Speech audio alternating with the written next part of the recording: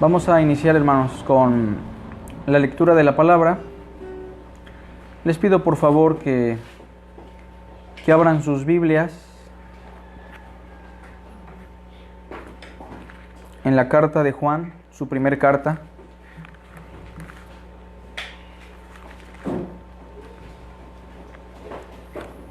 La primera carta de Juan,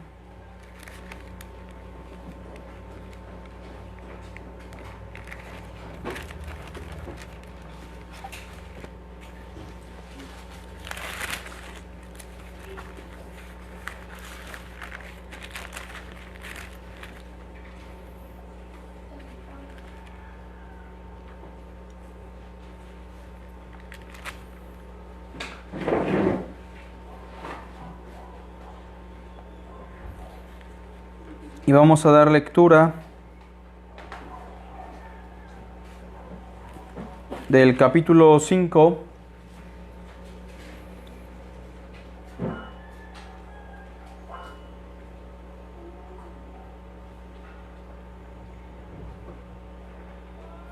verso 10 al verso 12. Aparte de que Dios nos dejó testimonio de su realidad a través de la creación, la conciencia, Él nos ha dejado un testimonio muy especial que ya no es solamente el testimonio de su veracidad, es el testimonio de su acto de amor y de redención para con los hombres. Y los textos que vamos a leer nos hablan de ese testimonio. El versículo 10 dice así: el que cree en el Hijo de Dios tiene el testimonio en sí mismo. El que no cree a Dios le ha hecho mentiroso, porque no ha creído en el testimonio que Dios ha dado acerca de su Hijo. Verso 11, y este es el testimonio. El testimonio es que Dios nos ha dado vida eterna, y esta vida está en su Hijo. La vida eterna Dios ya la dio, pero esa vida solamente se encuentra en su Hijo Jesucristo. Por implicación, el verso 12 nos dice que el que tiene al Hijo tiene la vida. El que no tiene al Hijo de Dios no tiene la vida. Oremos al Señor para iniciar con nuestro culto de adoración. Señor Padre, te agradecemos por el tiempo que tú nos regalas para poder meditar y reflexionar en tu santa palabra. Bendícela y prospérala en nuestro corazón. No permitas, Señor, que el odio, el rencor, la amargura entre en lo profundo de nuestro ser. Permítenos amarte y ser sabios, prudentes, tolerantes. Y ayúdanos hoy a entender tu palabra, Señor, porque no queremos nada más crecer en información, sino también crecer en la práctica, en la moral, que nuestro espíritu sea alimentado para adorarte de una manera más correcta. Guíanos a toda verdad, Señor, a través de los cantos, a través de la reflexión de tu verdad. Gracias por todo, Padre Santo, en Cristo Jesús. Amén. Cantemos el himno que se llama En momentos así. ¿Está afligido alguno entre ustedes? Que ore. ¿Está alguno de buen ánimo? Que cante alabanza. Salmo 5, verso 13. Cantamos. En momentos así levanto mi voz, levanto mi canto a Cristo. En momentos así levanto mi ser, levanto mi alma a Él. Cuánto te amo, Dios, cuánto te amo, Dios, cuánto te amo, Dios, cuánto amo, Dios. En momentos así levanto mi voz, levanto mi canto a Cristo. En momentos así levanto mi ser, levanto mi alma a Él. Cuánto te amo, Dios, cuánto te amo, Dios, cuánto te amo, Dios, cuánto te amo, Dios. Amén. Seguimos con otro canto que se llama Con mis labios y mi vida. Y mi vida te alabo, Señor, con mis labios y mi vida te alabo, bendito Señor, porque tú has sido precioso para mí, precioso para mí, precioso para mí, porque tú has sido precioso para mí, te alabo, bendito Señor. Con mis labios y mi vida te alabo, Señor, te alabo, Señor. Con mis labios y mi vida te alabo, bendito Señor, porque tú has sido precioso para mí, precioso para mí, precioso para mí, porque tú has sido precioso para mí, te alabo, bendito Señor. No sé por qué. Y se postró a sus pies, dándole gracias. Lucas 17, versículo 16. Cantamos, puestos de pie, por favor.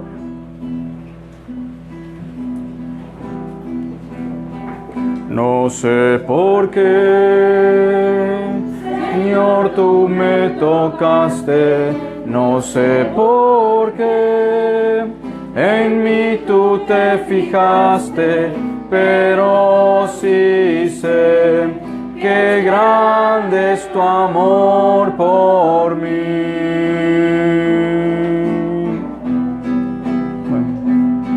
Mi corazón está agradecido, mi corazón está aquí rendido, contigo siempre quiero, Señor, estar, porque fuera de ti nada deseo en la tierra. Tu presencia es más hermosa que cualquier cosa, porque fuera de ti nada deseo en la tierra. Tu presencia es más hermosa que cualquier cosa.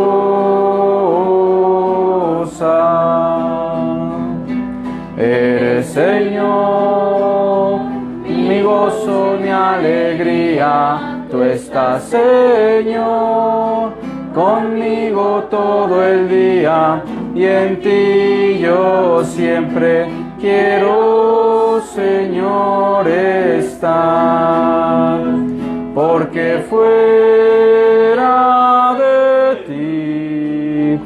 nada deseo en la tierra. Tu presencia es más hermosa que cualquier cosa,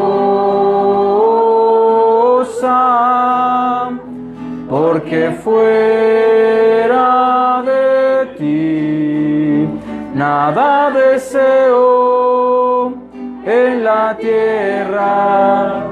Tu presencia es más hermosa que cualquier cosa.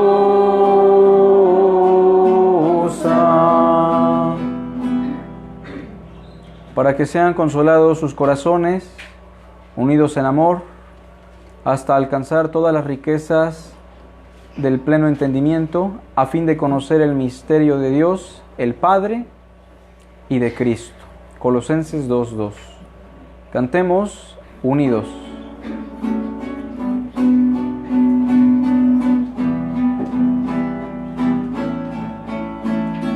Unidos, unidos en tu nombre, unidos, unidos, unidos en tu nombre, unidos, pues en este mundo paz y amor tendremos, pues en este mundo paz y amor tendremos, unidos, siempre unidos, tomados de la mano, iremos por el mundo cantando al Señor.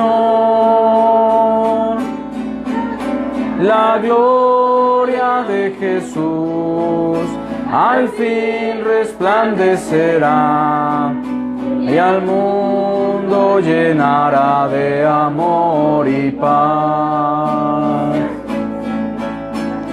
Unidos, unidos en tu nombre, unidos, unidos, unidos en tu nombre, unidos, pues en este mundo paz y amor tendremos, pues en este mundo paz y amor tendremos, unidos, siempre unidos, tomados de la mano, iremos por el mundo cantando al Señor. La gloria de Jesús al fin resplandecerá y al mundo llenará de amor y paz. Y al mundo llenará de amor y paz. Cantamos, hay momentos. Hizo Jesús también muchas otras cosas, tantas que si se escribiera cada una de ellas, pienso que los libros escritos no cabrían en el mundo entero. Juan 21:25. Cantamos, hay momentos. Hay momentos que las palabras no alcanzan para decirte lo que siento. Bendito Salvador. Hay momentos que las palabras no alcanzan para decirte lo que siento. Bendito Salvador. Yo te agradezco por todo lo que has hecho, por todo lo que haces, por todo lo que harás, Señor. Yo te agradezco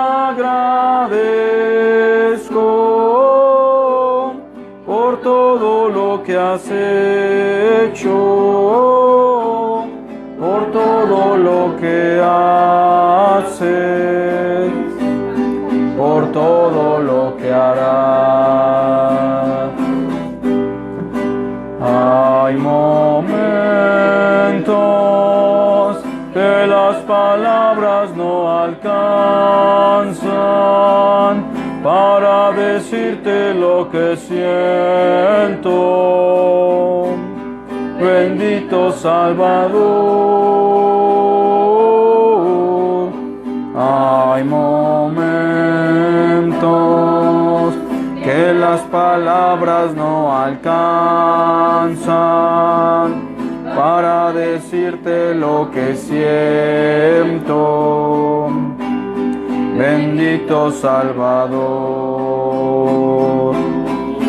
Yo te agradezco por todo lo que has hecho, por todo lo que haces, por todo lo que harás, Señor. Yo te agradezco por todo lo que has hecho, por todo lo que haces, por todo lo que harás.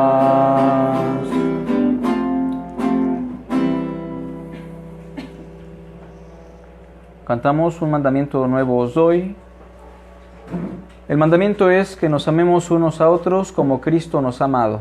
Así también debemos amarnos los unos con los otros. Cantamos.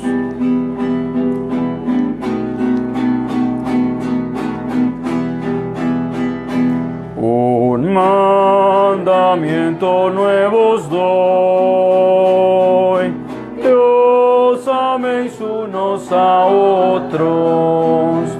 Un mandamiento nuevo os doy, que os améis unos a otros. Como yo os he amado, como yo os he amado, que os améis unos a otros. Como yo os he amado, como yo os he amado, que os améis unos a otros. Amémonos de corazón, no de labios ni de oídos. Amémonos de corazón, no de labios ni de oídos. Para cuando Cristo venga, para cuando Cristo venga, nos encuentre apercibidos. Para cuando Cristo venga, para cuando Cristo venga, nos encuentre apercibidos.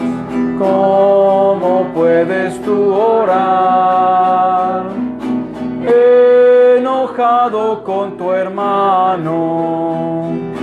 ¿Cómo puedes tú orar enojado con tu hermano? Dios no escucha la oración, Dios no escucha la oración si no te has reconciliado. Dios no escucha la oración, Dios no escucha la oración si no te has reconciliado. Pues vamos a dar inicio con la reflexión de la palabra. Pueden tomar asiento, no sin antes recordar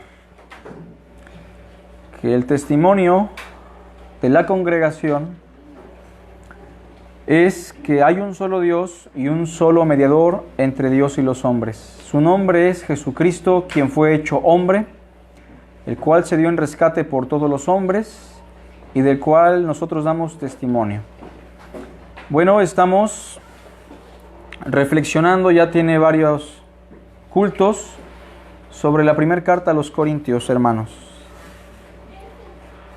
Y estamos precisamente en el capítulo 10, en donde hay una frase icónica del apóstol Pablo, que ya todos conocemos. Dice así que el que piensa estar firme, mire que no caiga. Y hace 8 días hablábamos de nuestra firmeza y de estar atentos ante ciertas situaciones que nos pueden colocar en riesgo de caer. Bueno, ¿caer de qué? Caer de nuestra integridad como hijos de Dios. Un ejemplo que visualizábamos hace 8 días era el recorrido en la historia del pueblo israelita. Un pueblo que experimentó los mismos milagros que muchos de nosotros hemos experimentado. Y por no exagerar, ellos experimentaron maravillas visuales más extraordinarias que nosotros. Ellos vieron cómo Dios abrió el mar.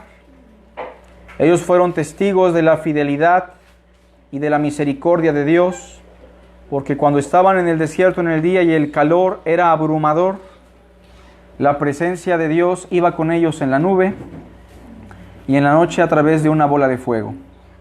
Cuando tenían sed, una roca los seguía, y eso simplemente era la presencia de Cristo siguiendo a los israelitas.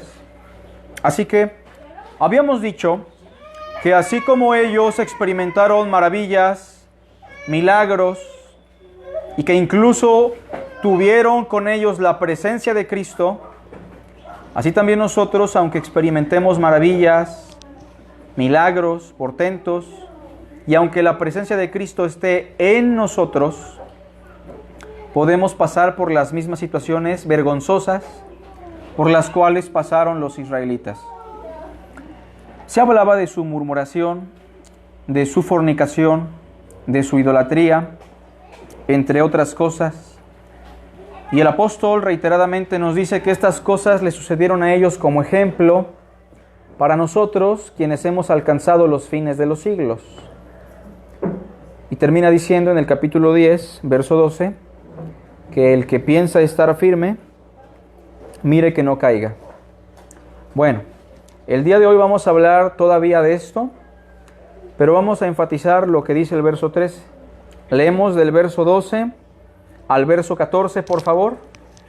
Pero nuestra enseñanza se va a estar dirigiendo a lo que dice el verso 13. Así que el que piensa estar firme, mire que no caiga. No os ha sobrevenido ninguna tentación que no sea humana, pero fiel es Dios, que no os dejará ser tentados más de lo que podéis resistir, sino que dará también juntamente con la tentación la salida para que podáis soportar. Por tanto, amados míos, huid de la idolatría. Bueno, hoy hablamos aún de esta frase, el que piensa estar firme, mire que no caiga, pero vamos a estar hablando sobre todo de algunos aspectos que son importantes sobre la tentación. Bueno, cuando hablamos de la tentación tenemos que pensar en muchos elementos. Pensamos en Dios, porque Dios es quien de alguna manera permite y deja que nosotros pasemos por un periodo de tentación o de prueba.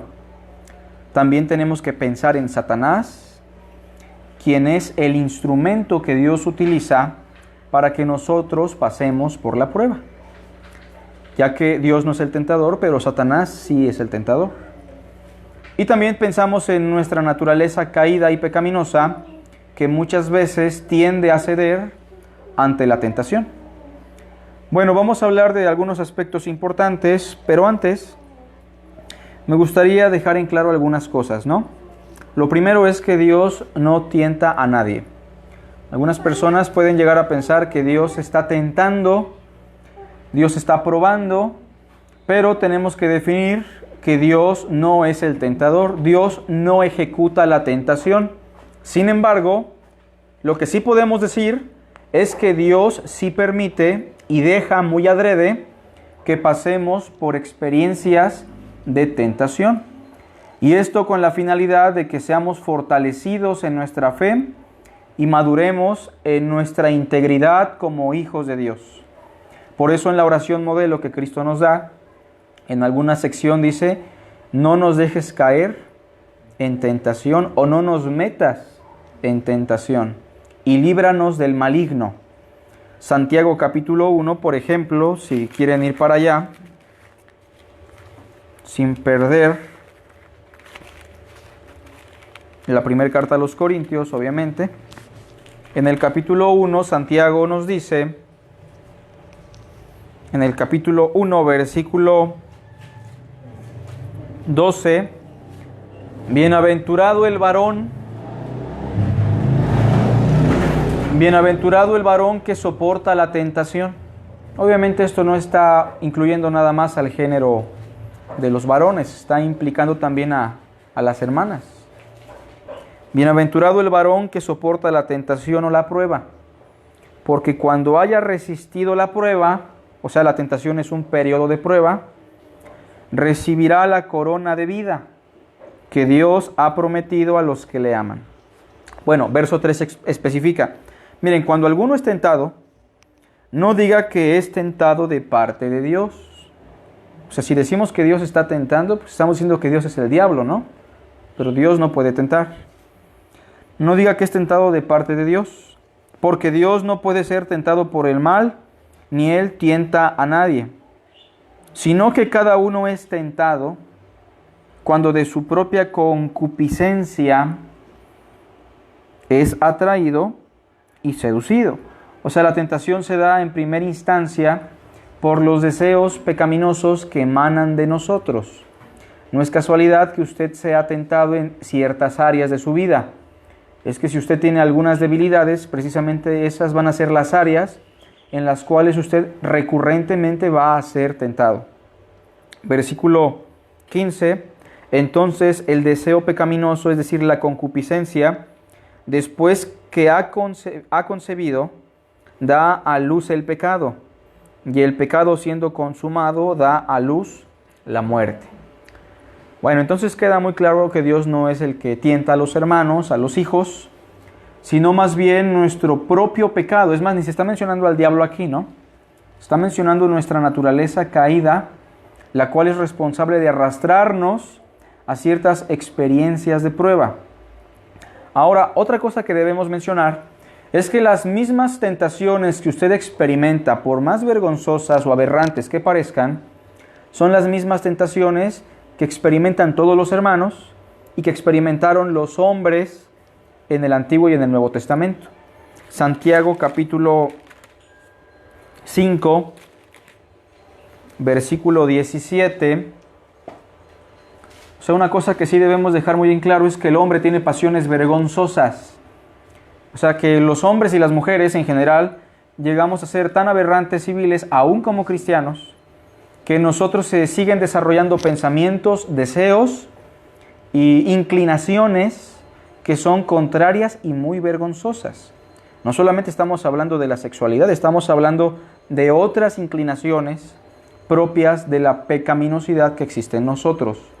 Pero en el versículo 17 se nos pone de ejemplo a un varón de Dios de mucho renombre y que, por no exagerar, era el símbolo de los profetas en el Antiguo Testamento. Dice, Elías era hombre sujeto a pasiones semejantes a las nuestras, y oró fervientemente para que no lloviese, y no llovió sobre la tierra por 3 años y 6 meses. Eso está implicando, hermanos, que aunque Elías tenía pasiones desordenadas, pasiones bajas, pasiones semejantes a las nuestras, su oración le pudo ayudar en cuanto a resistir la prueba y también servir a Dios. De manera que nosotros podemos también pasar por prueba, pero al igual que Elías podemos soportar si nosotros nos enfocamos en la oración. Bueno, regresando a la primera a los Corintios, capítulo 10. Nada más quería comentar que los sí Dios nos prueba. O sea, por ejemplo, en Isaías 48 dice, aquí te he purificado, pero no como a plata, te he probado en el de la aflicción. O también Jeremías 6:27-30, te he puesto como observador como examinador entre mi pueblo, para que conozca sus caminos y su conducta. Todos ellos son rebeldes, obstinados, que andan calumniando, son hierro y bronce, todos ellos están corrompidos, el fuelle sopla con furor, el plomo es consumido por el fuego, en vano se sigue refinando, pues los malvados no son separados.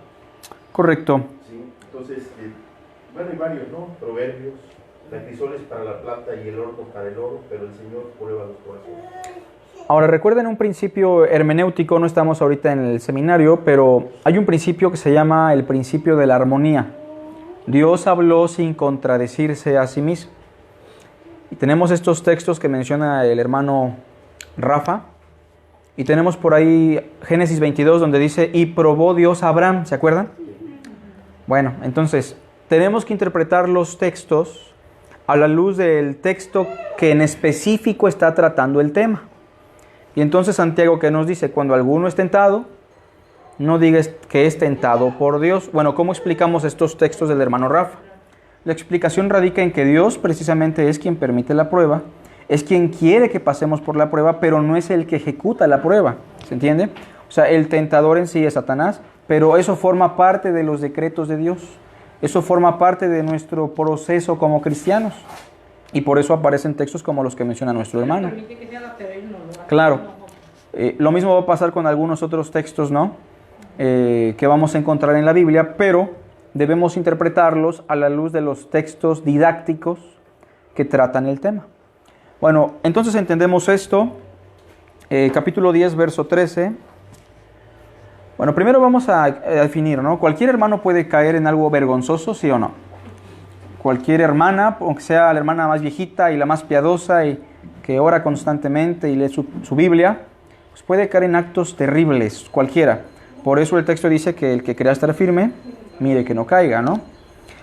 En el verso 13 dice, no os ha sobrevenido ninguna tentación que no sea humana. En primer lugar, tenemos que decir que todas las tentaciones o pruebas que pasamos son pruebas que están conformadas al género humano.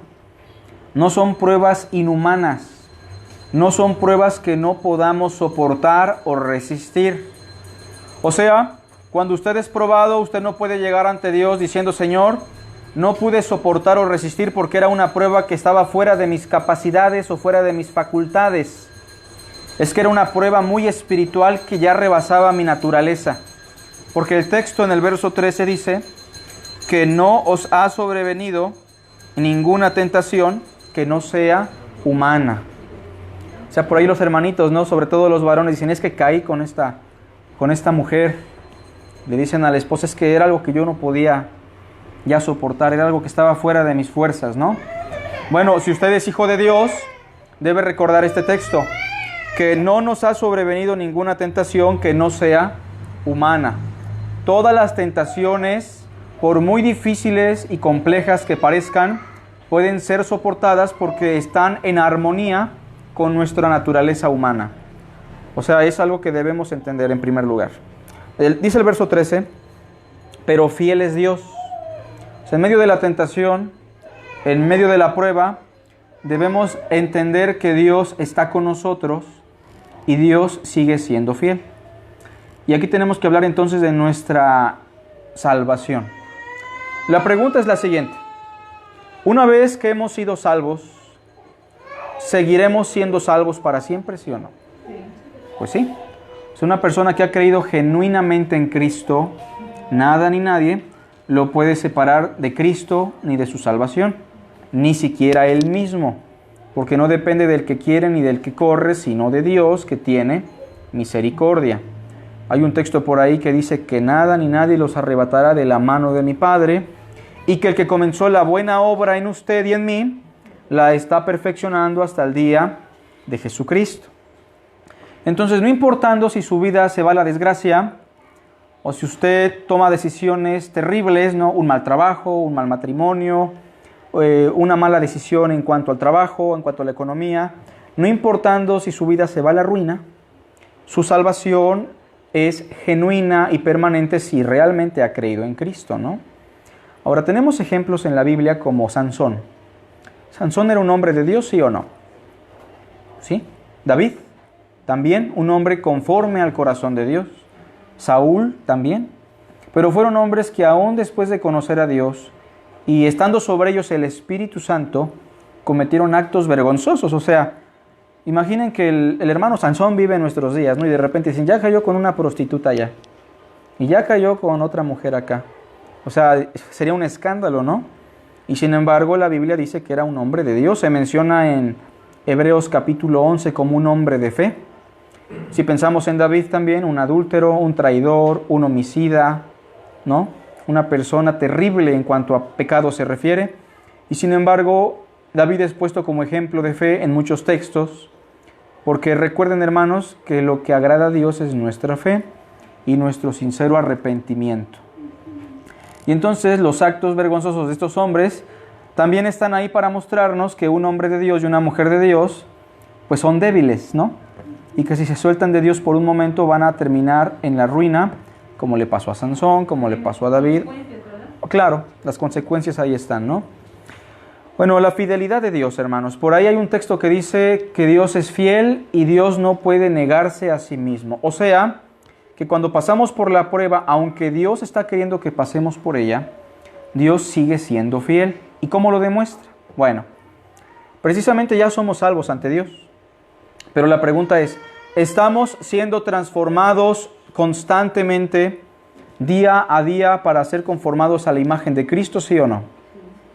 Y entonces, para ser conformados a la imagen de Cristo, lo cual significa que estamos en un proceso de salvación, va a implicar que nosotros entremos por diferentes situaciones complicadas.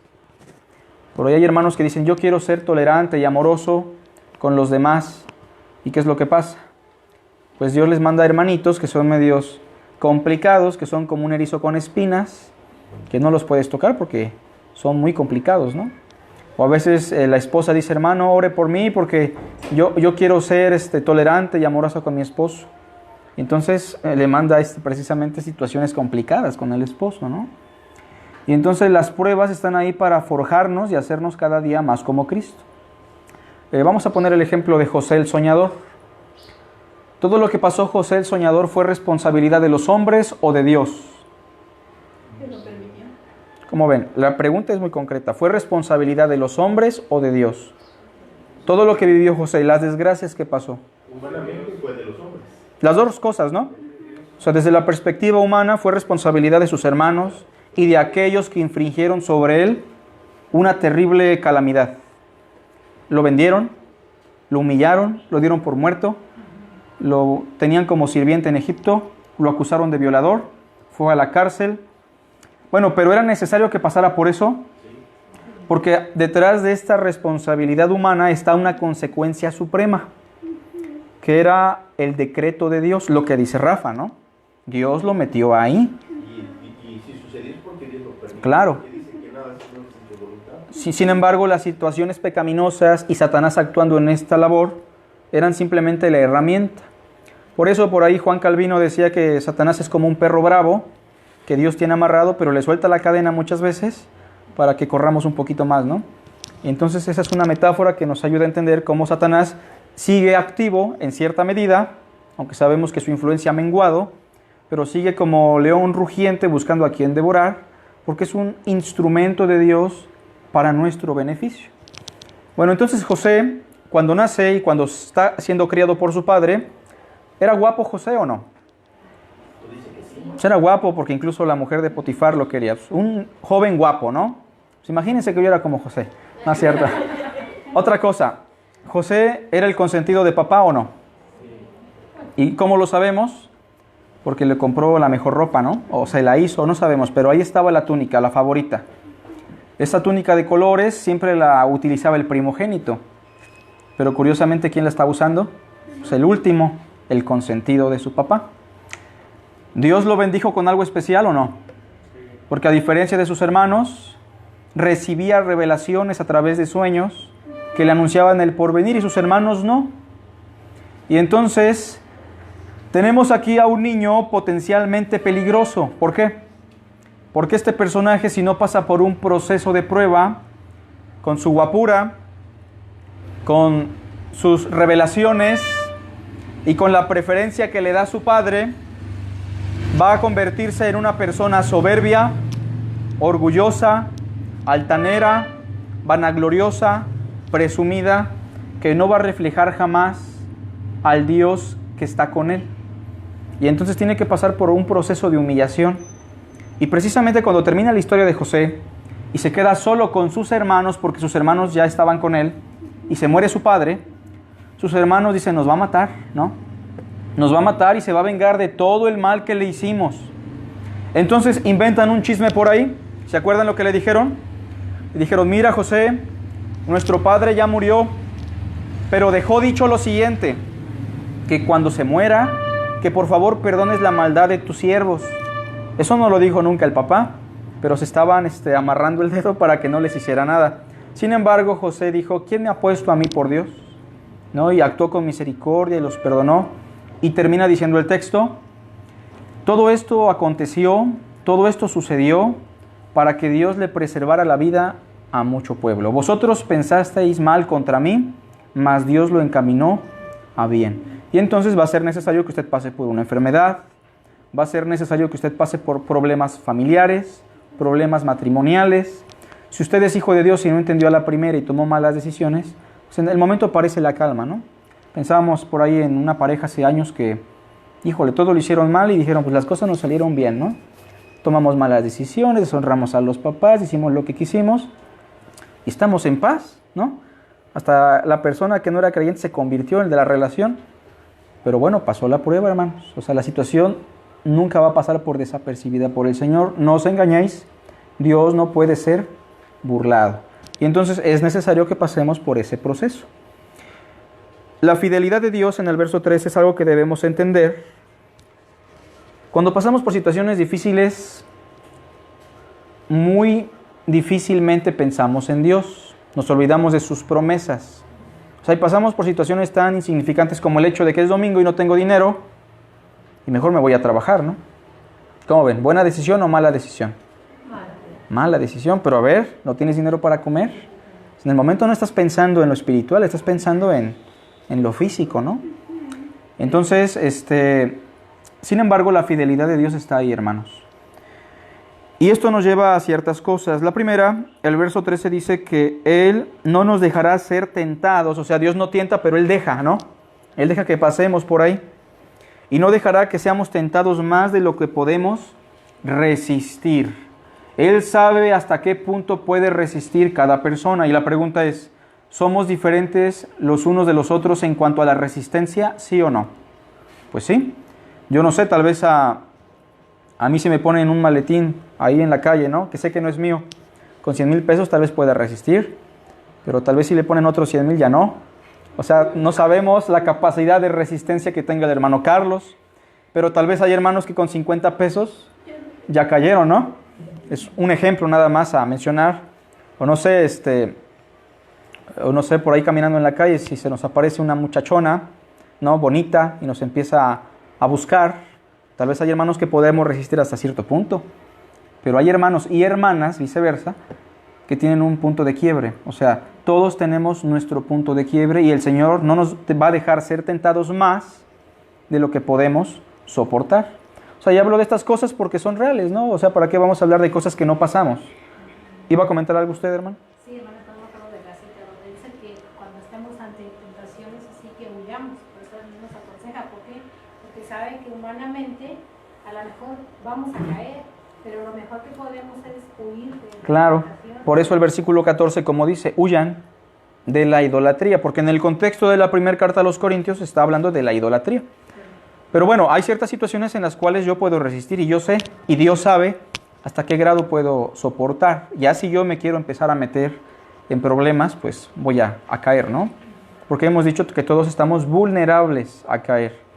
Por allá había sí les conté yo del borrachito que subió a la tribuna y dijo, pues, amigos, yo tenía unos días que no tomo, casi un mes, ¿no? Y él era muy sincero y me gustaba su sinceridad, pero él se fue más allá, ¿no? Él dijo, y no sé, puedo caer, es más, voy a caer, ¿no? Y creo hasta puso fecha y cayó. Y entonces él se fue a un extremo, pero la realidad es que podemos caer, ¿no? Estamos vulnerables ante la tentación, todos nosotros. Versículo 13 dice, Dios no nos dejará ser tentados más de lo que podemos resistir, sino quedará también juntamente con la tentación que... Y debemos estar atentos porque en su fidelidad, no solamente Dios permite que seamos tentados a nuestra capacidad, sino que también en el momento que somos tentados, Dios abre una puerta. No la queremos ver muchas veces, pero ahí está la puerta abierta para que podamos soportar.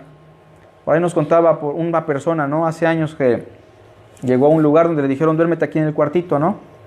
En el cuartito dormía otra muchacha, el hermano era cristiano y se vio la tentación ahí.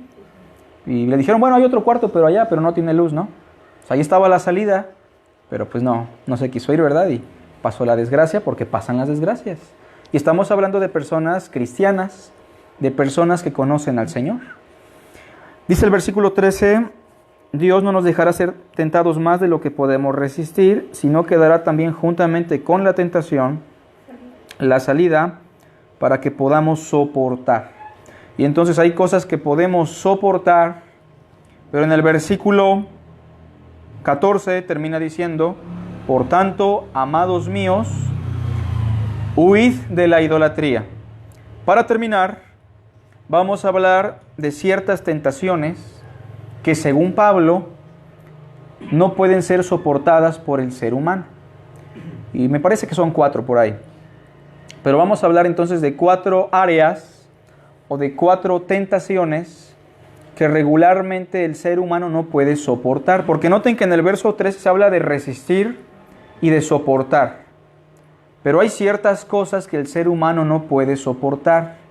Y entonces, así como José tuvo que salir corriendo, casi encuerado de esta mujer porque no iba a soportar, en algunas situaciones nosotros también tenemos que salir huyendo.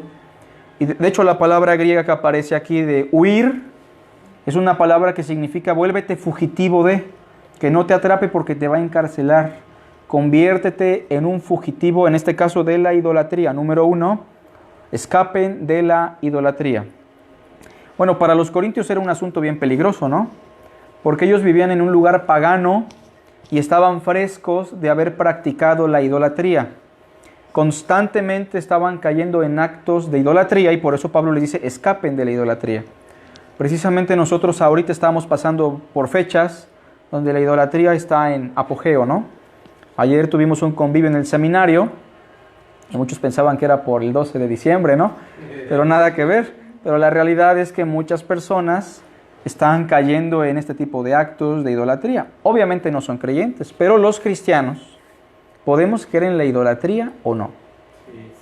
Claro que sí, podemos creer en la idolatría. Ahí tenemos a Salomón, a los israelitas con el becerro. Bueno, pero es muy raro ver a un hermano adorando un santito, ¿no?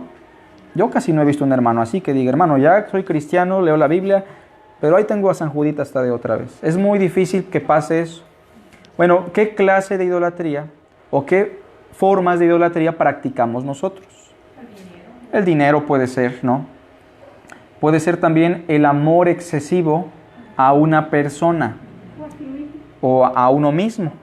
Recuerden que idolatría se compone de 2 vocablos, ídolo y latría. Latría se traduce como culto o servicio. De manera que idolatría es servicio a un ídolo o culto a un ídolo. Y entonces cuando nuestros hijos toman un lugar más alto que Dios, estamos cayendo en idolatría, ¿no? O sea, yo por ahí he notado que hay personas que tienen a un hijo tremendísimo, ¿no? Que incluso blasfema el nombre de Dios, que no hay arrepentimiento en su vida y el papá o la mamá están ahí dándole un amor excesivo por encima del Señor, ¿no? Y entonces también pasa al revés, hijos que son idólatras de sus padres, que cuando muere papá o mamá, pues para ellos se acabó la vida y la existencia y ya no hay otro sentido por el cual estar vivos. Eso también es un acto de idolatría. Y no solo eso, ¿no? También pasa que en la congregación, o sea, a mí me tocaba ver como cuando un pastor era cambiado de una iglesia o en este caso falleció un pastor, pues mucha gente se iba de la iglesia y digo, ¿pero por qué? ¿No? No en esta iglesia, ¿no? Yo no me he muerto, gracias a Dios. Pero se iban de la congregación precisamente porque decían, es que el otro hermano era muy carismático, tenía un carácter muy bonito, predicaba muy bien. O sea, realmente aquí estábamos ante un acto de idolatría, porque si iban al culto por el pastor, pues gran parte de su corazón estaba rindiendo culto a un hombre, ¿no? Y esto se da muchas veces en muchas congregaciones. Bueno, en el verso 14, como dice todos juntos, por tanto, amados míos, huid de la idolatría, huyan de la idolatría. No sé qué otras cosas podemos mencionar sobre la idolatría, pero creo que son muchas, ¿no? El trabajo también puede ser un acto de idolatría. La vanidad puede ser un acto de idolatría. El servicio a uno mismo es un acto de idolatría. Le preguntaba el otro día a un jovencito, ¿no? Familiar mío, que decía, oye, ¿cuál es la persona a la que más amas en todo el universo? Pero dímelo con sinceridad. Ella está grande, tiene casi 20 años y él me dijo, pues yo trabajo para mí, vivo para mí, despierto para mí. O sea, y fue sincero, qué bueno, ¿no? Pero esa era la realidad, él era un idólatra, era una persona egocéntrica.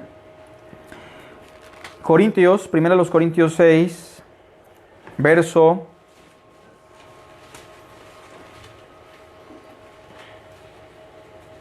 18. La fornicación. Hablamos de cosas que no podemos soportar, ¿se entiende? Pensando en la idolatría, me viene a la mente un ejemplo que menciona un pastor, ¿no? Estábamos viendo el programa de un pastor en la República Dominicana que hablaba de cómo cuando los hijos se casan, y yo lo experimenté, ¿no? En cierto grado, creo que todos los papás lo experimentan. Muchos de los suegros o los papás quieren estar supliendo aquellas cosas que ellos creen que los hijos necesitan, ¿no? Y es que un regalo no está mal, pero ya que el papá o la mamá estén ahí diciéndole a la muchacha, oye, tienes que cocinar así, o tienes que limpiar así, o mijo, tienes que poner ese foco, o tienes que arreglar acá, ya de alguna manera está hablando de algo dañino, ¿no? Pero muchas veces esto pasa porque hay un amor tan excesivo que se está rindiendo culto al hijo o a la hija. Y entonces tengamos cuidado ahí los que son ya suegros, ¿no? O tienen hijos casados. Bueno, hablando de la fornicación, capítulo 6, verso 18, dice, huid de la fornicación. Primero vamos a definir qué es fornicación. La palabra pornía, ¿a qué le suena? A pornos. Pornografía precisamente significa fornicación gráfica.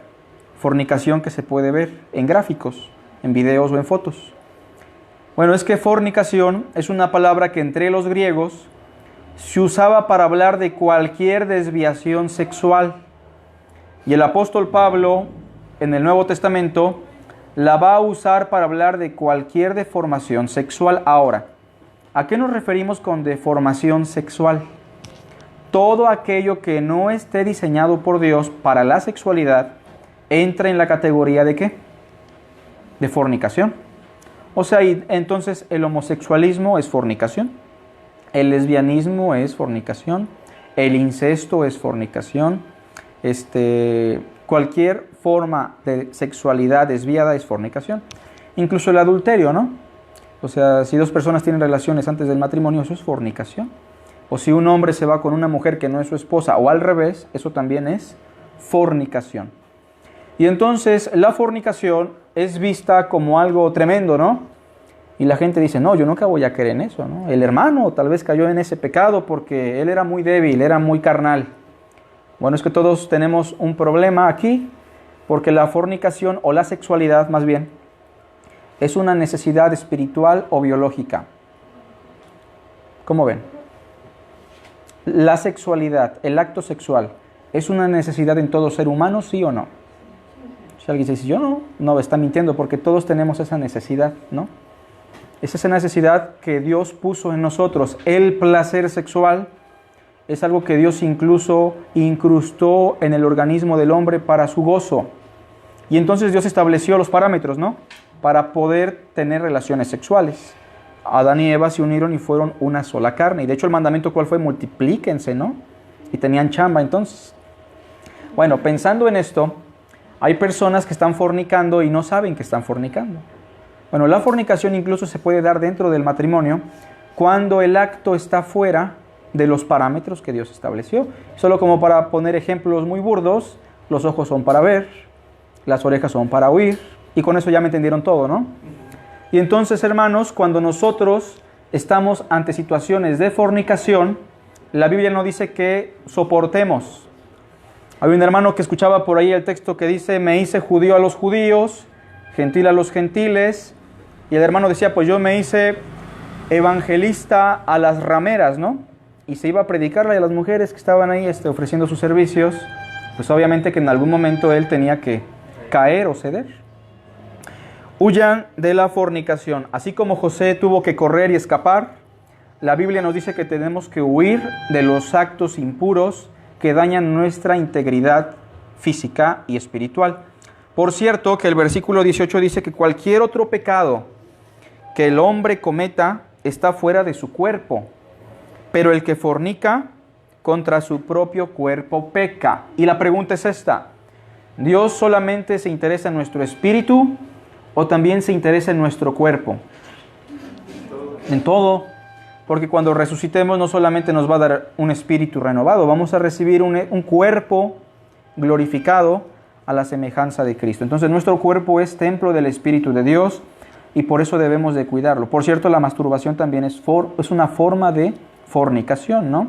Y en la escuela lo sugieren como un acto de placer que relaja al joven, a la jovencita. Incluso se les incita a que lo hagan, pero debemos mencionar que ante Dios es un acto de fornicación. Y también, cuando hay pensamientos pecaminosos hacia una mujer o a un varón ajeno, Jesús dijo que cualquiera que codicia con su corazón, pues ya es un adúltero ante Dios, ¿no? Y recibe la misma condena que el que fornicó con su cuerpo. La tercera cosa que Pablo dice sobre huyan, porque no lo pueden soportar, está en la primera carta a Timoteo. No sé si alguna vez han visto la película del Progreso del Peregrino o han leído el libro de Juan Bunyan. ¿Nadie? El Progreso del Peregrino. Véanla, por favor, les va a gustar. Es una película que está dando una alegoría del recorrido de un cristiano. Y es que un cristiano pasa por varias etapas, ¿no? Primero está bien contento, después viene la prueba, se cae, el legalismo, se vuelve casi un libertino después. Está en un proceso, en un recorrido. Por eso se llama el progreso del peregrino. Pero la idea es que a veces yo decía, no, yo con este tipo de cosas yo no caigo, ¿no? Y me daba cuenta que sí caía. Y entonces en nuestro desarrollo y en nuestro caminar cristiano nos vamos a dar cuenta que somos muy débiles ante cosas que pensábamos que no. Primer carta a Timoteo, capítulo 6, verso 8 en adelante, nos dice algo muy importante. Así que, teniendo sustento y abrigo, lo cual significa teniendo comida y un lugar para habitar, estemos contentos con esto. Pero seamos sinceros, ¿nos contentamos nada más con tener comida y ropa? La realidad es que no. O sea, ya salió el primer iPhone, ¿no? Ya estamos en el 20, ¿no? ¿Cuál estamos? No, la verdad yo no sé. Pero cada vez están buscando tener el más nuevo, ¿no? Porque no tenemos muchas veces llenadera. Y a veces nada más tiene una cosita más que no varía de la otra y estamos ahí. O si ya tenemos un coche más o menos, queremos tener el otro que está más arriba del que ya tenemos.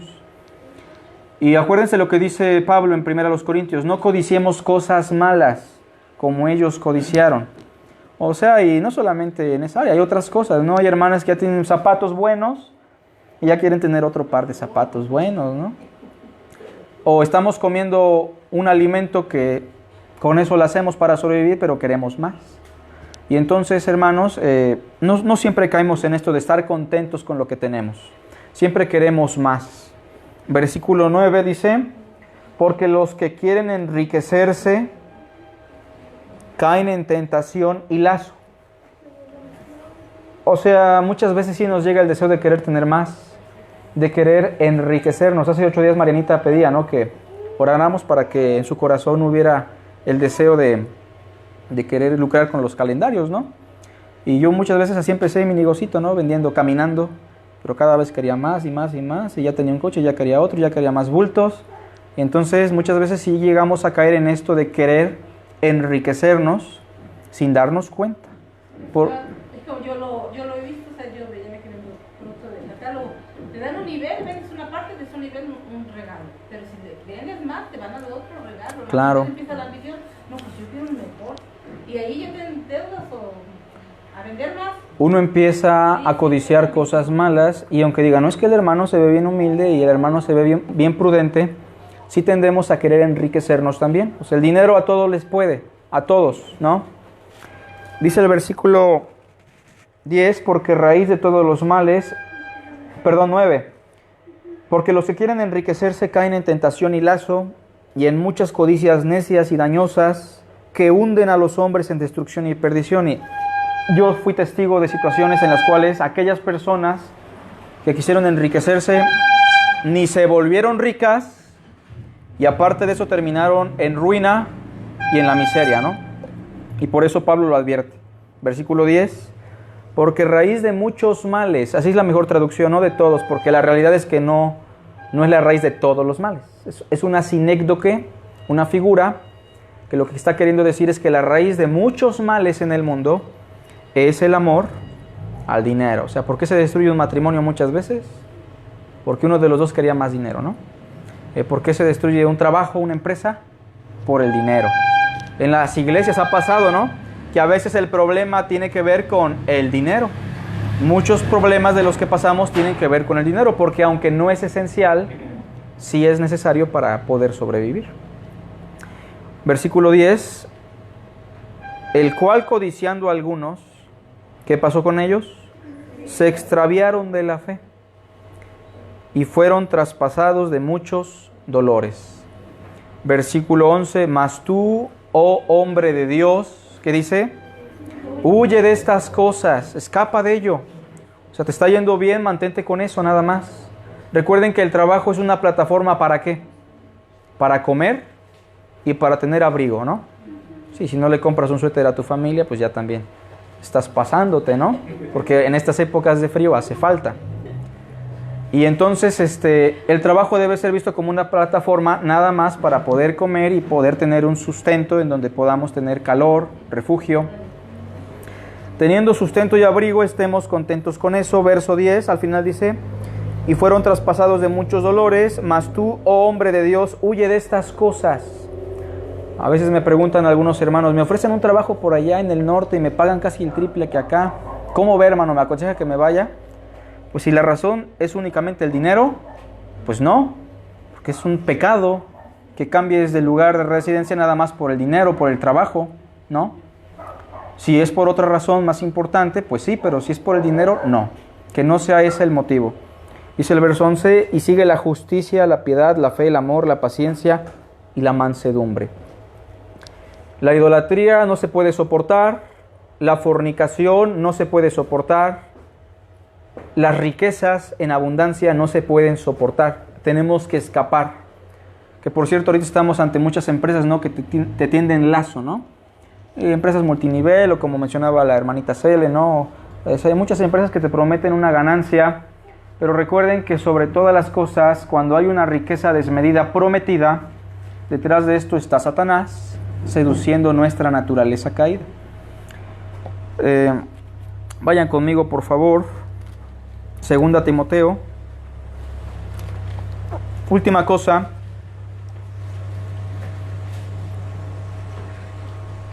Segunda carta a Timoteo 2, verso 22. Segunda Timoteo 2, 22. Por último, Pablo le dice a Timoteo, huye también de las pasiones juveniles.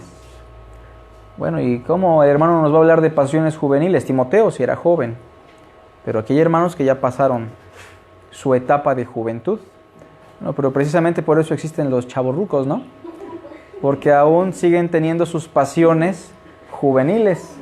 O las hermanas, ¿no?, que piensan que aún están en la etapa de la juventud. Tenemos que ser sensatos y tenemos que aceptarnos como somos, porque aunque ya no somos jóvenes todos, aún tendemos a tener esas pasiones que ya no son propias de nuestra edad. Y aunque no son propias de nuestra edad, son malas. Por eso dice, huye de las pasiones juveniles, ¿no? O sea, aquellas cosas que anhelan los jóvenes, que también son malas, que no por ser jóvenes significa que ustedes las disfruten, ¿no? La Biblia sí nos dice que huyamos de las pasiones de la juventud. Termino explicando Eclesiastés, por favor, para aquellos que son jóvenes, o para aquellos que se sienten jóvenes también, ¿no? Yo ya no soy joven tampoco, ya tengo mis 27 años, ¿verdad? Ya soy un señor, ya soy don Carlos. Antes me conocían como Carlitos y ahorita ya me dicen hermano Carlos, ¿no? Cambió desde que me casé y engordé un poquito ya. Y entonces todos tenemos esas pasiones, aún los viejitos. Yo he visto viejitos que sí tienen pasiones juveniles, ¿no? Y viejitas que tienen pasiones juveniles. Eclesiastés, capítulo 11, verso 10. O sea, me daba cuenta yo que en la camada de los primos, que ya somos señores, todos nos llevamos muy bien, ¿no? Pero llegan los primos así de 14, 15, 18 y no nos hablan. No nos hablan mucho, como que nos ignoran, como que nos ven viejos. Entonces, algunos me dicen tío y le digo, acuérdate que soy tu primo, ¿no? Entonces, y uno a veces quisiera, ¿no? Ir con ellos a jugar o cosas así, pero ya son cosas que ya no van con nuestra edad muchas veces, ¿no? Y entonces las pasiones juveniles son vistas por Pablo como cosas malas. Capítulo 11, verso 9 dice, alégrate joven en tu juventud. Hermanos, ¿todos aquí saben lo que es una ironía? ¿Alguien sabe lo que es una ironía? O sea, es cuando se dice algo a lo contrario que se quiere decir. Como cuando le dice la mamá al niño, síguela así y vas a ver que te va a ir re bien, ¿no? O sea, no es que le va a ir bien, le está diciendo que si sigue así le va a ir re mal. Y entonces aquí estamos ante una ironía, es una figura de ilusión. Dice, alégrate joven en tu juventud y tome placer tu corazón en los días de tu adolescencia. ¿Cuál es el consejo? Alégrate y haz lo que quiera hacer tu corazón. Complácete en los deleites de tu corazón. Parece un consejo malo, ¿no? Es que precisamente es una ironía. Y anda en los caminos de tu corazón y en la vista de tus ojos, pero sabe que sobre todas estas cosas te juzgará Dios. O sea, ¿cómo? También a los jóvenes sí los va a juzgar el Señor. Dice el versículo 10, quita pues de tu corazón el enojo, porque los jóvenes son bien enojones, ¿no? Otra vez estábamos comiendo ahí con una familia y nos tocaba ver a la cumpleañera, ¿no? Y el hijo le pedían que se arrimara a la foto y era un joven grosero, enojón, que se veía mal ante todos, ¿no? Y se enoja nada más porque es joven. Y yo recuerdo que yo en mi juventud sin Cristo yo era una persona muy enojona, ¿no? Muy rebelde. Yo era una persona muy agresiva y gracias a Dios que me convirtió, pero la Biblia sí nos dice que quitemos de nuestro corazón el enojo. Verso 10, aparta de tu carne el mal, porque la adolescencia y la juventud son pasajeros, son vanidad. O sea, ¿cuántos años tiene que el hermano Luis era joven, no? Tiene poquito, no tiene mucho. O sea, no, ya pasaron años tal vez, pero fue rápido. La juventud se pasa muy rápido, hermanos. Sin embargo, aquí no le está hablando a niños de 12 o 13, está hablando de personas que aún tienen fuerza, personas jóvenes. Versículo 1, acuérdate de tu Creador en los días de tu juventud, antes que vengan los días malos y lleguen los años de los cuales digas, no tengo en ellos contentamiento. ¿Llega una etapa difícil? Sí, complicada, ¿no? Empieza a explicar esta etapa en metáfora. Versículo 2, antes que se oscurezca el sol y la luz y la luna y las estrellas y vuelvan las nubes tras la lluvia. ¿Realmente se va a oscurecer el sol, la luna y las estrellas? ¿O nuestros ojos van a dejar de ver? Es lo que quiere decir, ¿no? Versículo 3, cuando temblarán los guardas de la casa y se encorvarán los hombres fuertes y cesarán las muelas porque han disminuido, nos quedamos chimuelos. Y se oscurecerán los que miran por las ventanas, los ojos. Las piernas, los brazos, los que defienden el hogar se destruyen por completo, quedan débiles. Verso 4, y las puertas de afuera se cerrarán por lo bajo del ruido de la muela. ¿Han visto masticar a un anciano? ¿Cómo mastica? Con la boca bien sellada, ¿no? Ya no tiene dientes, se cierra por completo. Versículo 4, por lo bajo del ruido de la muela, cuando se levantará a la voz del ave, y todas las hijas del canto serán abatidas, ¿no? El oído también se ve afectado. Versículo 5, cuando también temerán de lo que es alto, y habrá terrores en el camino. Cuando van caminando los viejitos van con mucho terror, ¿no? Porque se andan cayendo, se andan tropezando. Y florecerá el almendro. ¿Han visto florecer el almendro alguna vez? Bueno, imaginen que el almendro se pone blanco, blanco, blanco cuando florece. Con eso está diciendo que nosotros somos un almendro y en algún momento vamos a florecer, ¿no? A algunos ya les está empezando, ¿no? Las canas, que es el almendro metafóricamente. Versículo 5, y la langosta será una carga. ¿Han visto las langostas de Medio Oriente que son como grillos? Bueno, son como unos bichos encorvados. Entonces la langosta muchas veces se usaba para hablar del cuerpo humano, de un anciano que ya no está derecho, sino como una langosta, ¿no? La langosta se vuelve una carga a nuestro propio cuerpo, se perderá el apetito, aunque hay viejitos que comen bastante, ¿no? Porque el hombre va a su morada eterna y los endechadores andarán alrededor por las calles esperando a que se muera, ¿no? Para cantarle. Antes que la cadena de plata se quiebre y se rompa el cuenco de oro y el cántaro se quiebre junto a la fuente y la rueda sea rota sobre el pozo. Todas estas descripciones de quebrarse o romper están aludiendo al día de nuestra muerte. Cuando se rompe un jarro, ya no lo vuelves a reconstruir tan fácil, ¿no? Versículo 7, y el polvo vuelve a la tierra como era, y el espíritu vuelve a Dios que lo dio. Vanidad de vanidades, dijo el predicador, todo es vanidad. Terminamos entonces diciendo que huyamos de las pasiones juveniles porque son pasajeras, ¿no? La tentación entonces es algo que todos experimentamos, es un proceso por el cual todos vamos a pasar. Hay lapsos de paz, pero hay lapsos de mucha tribulación. Por ahí el hermano Rafa tiene un canto que se llama Maestros encrespan las aguas, ¿no? Y ahí usan la historia de Cristo con los apóstoles en el mar, metafóricamente de cómo ellos pasaron por una gran tormenta y ya de repente llegó la paz. Pero es un proceso como una ruleta, ¿no? Estamos en paz, estamos en tribulación y así vamos a estar hasta que el Señor venga o nosotros vayamos a Él, sabiendo que los mismos padecimientos se van cumpliendo en todos nuestros hermanos por todo el mundo. Hagamos una oración y espero que esto les sea de mucha bendición a todos, hermanos. Que Dios les bendiga. Gracias por tu palabra, Padre. Bendícela, prospérala y que no vuelva vacía, Señor. Cumple tu propósito en nosotros y haz tu voluntad, Dios mío. Te lo rogamos en los méritos de nuestro Salvador y Señor Jesucristo. Amén. Pasamos a las ofrendas. Hay un texto que dice, cada uno dé como propuso en su corazón, no con tristeza ni por necesidad, porque Dios ama al dador alegre. Mientras nuestro hermano entona el canto de las ofrendas, podemos pasar a ofrendar.